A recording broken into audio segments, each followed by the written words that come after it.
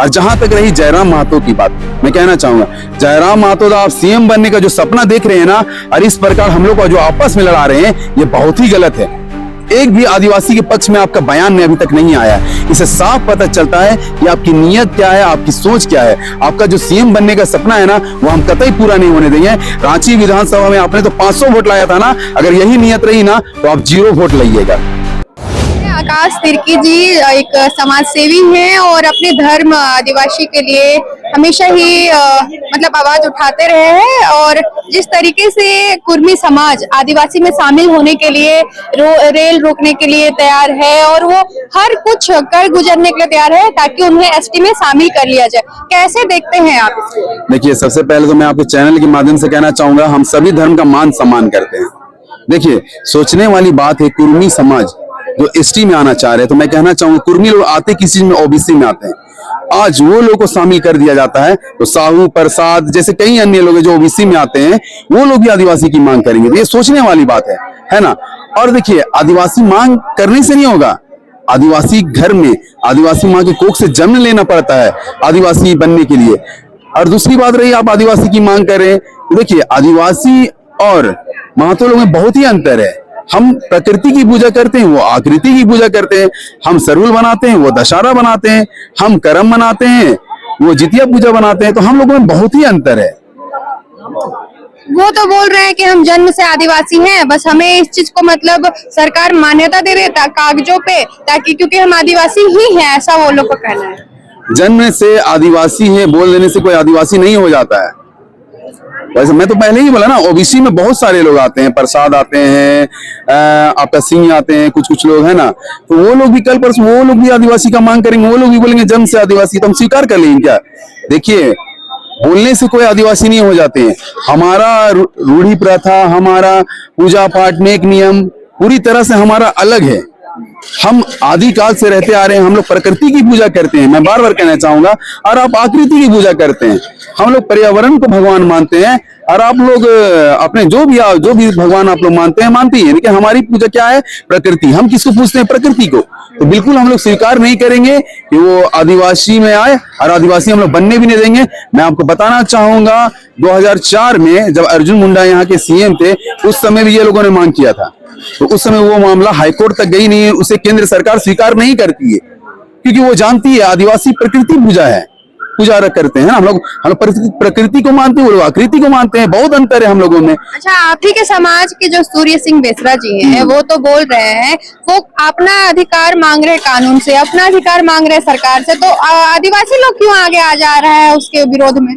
देखिए, बेसरा जी का बयान महतो लोग के खिलाफ है, महतो लोग के समर्थन में है, आदिवासी के खिलाफ नहीं आ रहा।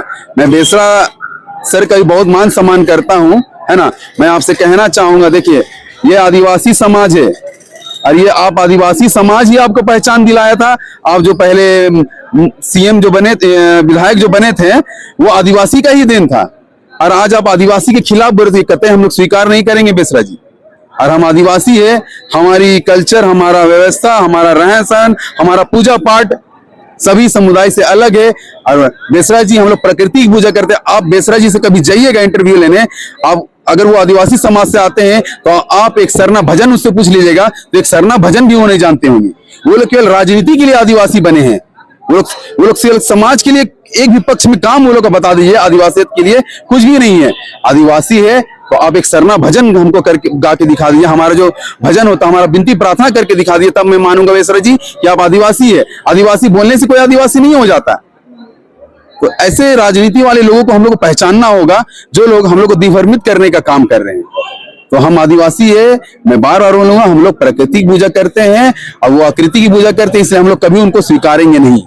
वो लोग, ये भी उन लोगों का कहना है कुर्मी समुदाय का, कि अगर आप धर्म से ये तय कर लेंगे कि आदिवासी कौन है कौन नहीं है, तो आप अलग अलग राज्यों में चले जाएंगे तो वहाँ अलग अलग धर्म है, अलग अलग पूजा पद्धति है, अलग अलग रीति रिवाज है। अगर आप अफगानिस्तान में चले जाएंगे तो वहाँ पे तो मुस्लिम धर्म वाले लोग भी आदिवासी हैं, ऐसा उन लोगों का कहना है। देखिए, बोलने को हम भी तो कुछ बोलेंगे ना, कुछ भी बोलने का बोल सकते हैं। आपके पास कागजात क्या है ना। हमारा तो संविधान में भी हमारा व्यवस्था को दिखाया गया है ना, हमारे सीएनटी एक्ट है, पैसा कानून है, हमारा सब चीज तो संविधान में भी दर्शाया गया है।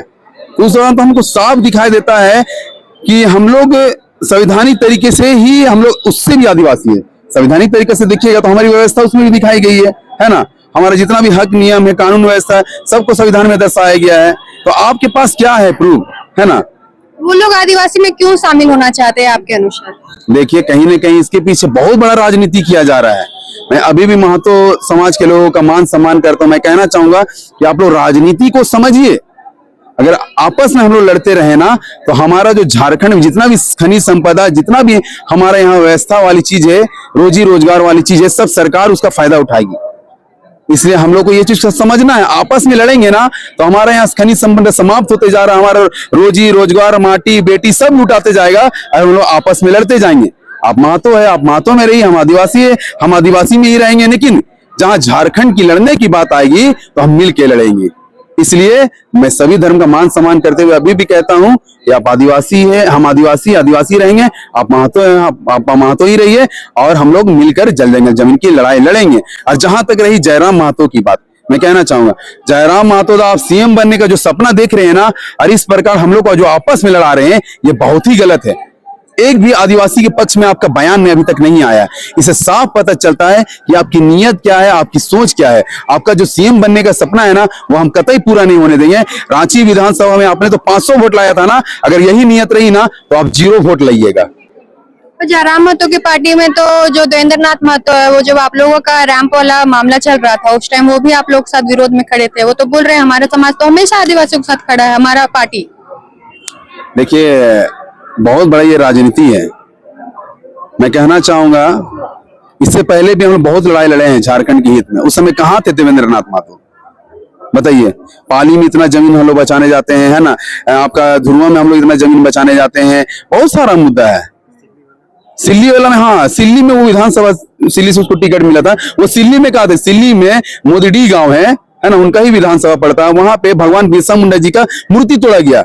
हम लोग रांची से वहां गए, बताइए। लेकिन वहां अभी तक देवेंद्र नाथ महतो एक जगह भी नजर नहीं आए। मूर्ति किसने तोड़ा, कब तोड़ा, क्यों तोड़ा, वहां के लोगों से मिलने तक नहीं गए, जबकि वो उसका विधानसभा सीट है। बताइए, हम सिल्ली में चल गए समर्थन, क्यों? क्योंकि वो हमारे भगवान है। हमारा कोई राजनीति लगाव नहीं, मुझे राजनीति में जाना ही नहीं है।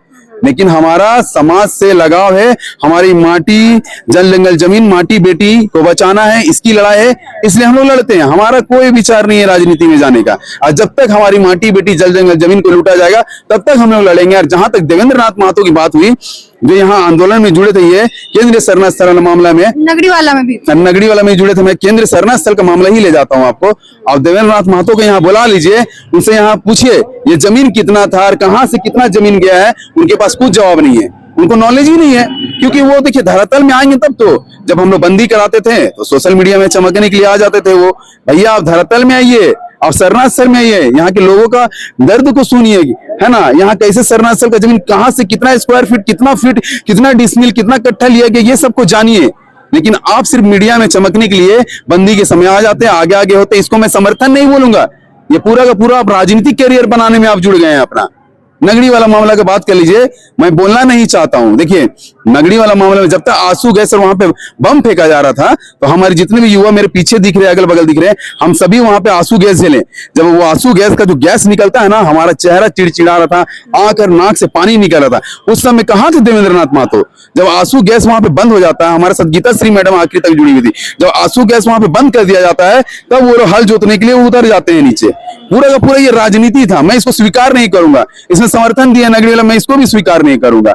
आप एक दो भीड़ लेके आइए, क्या आप समर्थन दे रहे हैं? भीड़ हम लोग लेके जाएंगे, पुलिस प्रशासन से हम लोग लड़ाई लड़ेंगे। हक अधिकार की बात तो वो रखते हैं, लेकिन धरातल पे हम लोग रखेंगे। और जब सब खत्म हो जाता है, जब कैमरा में आने की बात होती है, तो बड़े बड़े चेहरे वाले लोग आ जाते हैं। तो आपके चैनल के माध्यम से मैं ये समझाना चाहूंगा कि सही गलत लोगों को पहचाने।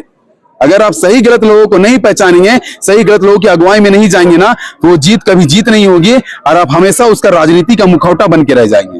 पर जयराम महतो की पार्टी से तो मतलब युवा जो है काफी ज्यादा प्रभावित है। हर युवा उनके साथ है, क्योंकि झारखंडी की बात करते हैं, यहाँ की खतियानी नीति की बात करते हैं, यहाँ पे मतलब स्थानीय लोगों के लिए नौकरी हो इसकी मांग करते हैं। ऐसे तमाम मुद्दे हैं जिसको लेकर के यहाँ का युवा काफी ज्यादा प्रभावित है। देखिए, ऐसा नहीं है, हम भी उनके काम से प्रभावित है।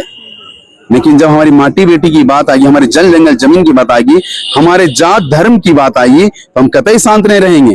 हम अभी बोल रहे हैं, हम जयराम महतो दादा आपका मान सम्मान करते हैं, लेकिन जो आप महतो और ये आदिवासी में जो आप लड़वा रहे हैं ना, ये बिल्कुल गलत कर रहे हैं। एक वो सीएम बनने का सपना जो देख रहे हैं और उस मामले वो सोच रहे हैं कि चलो हम सीएम बन जाएंगे। आदिवासी देखिए, महतो अगर आदिवासी बन जाते हैं ना, तो कहीं ना कहीं उनका महतो कैंडिडेट है वो तो आदिवासी बन ही जाएंगे, उनको टिकट देंगे वो। और महतो कैंडिडेट को जो टिकट मिलेगा आदिवासियत के नाम पे आदिवासी विधानसभा में, फिर वो चुनाव लड़ेंगे। कहीं ना कहीं महतो अगर चुनाव जीतते हैं तो वो सीएम बनने का उनका सपना पूरा हो जाएगा। तो इस चीज को समझना, इसके पीछे बहुत बड़ा राजनीति है। क्या लगता है इतना बड़ा जो राजनीति किया जा रहा है बस इसलिए ताकि जयराम महतो को सीएम का कुर्सी मिल जाए? देखिए 2004 में मांग हुई थी, उसको हाईकोर्ट से उसको स्वीकारा नहीं गया था 2004 में, है ना। यहाँ के 13 सांसद ने अपना उसमें समर्थन दिया था। अर्जुन मुंडा उस समय सीएम थे, है ना। उस समय मामला ठंडा आ गया, लेकिन अब फिर दोबारा ये मामला जोर क्यों ले रहा है?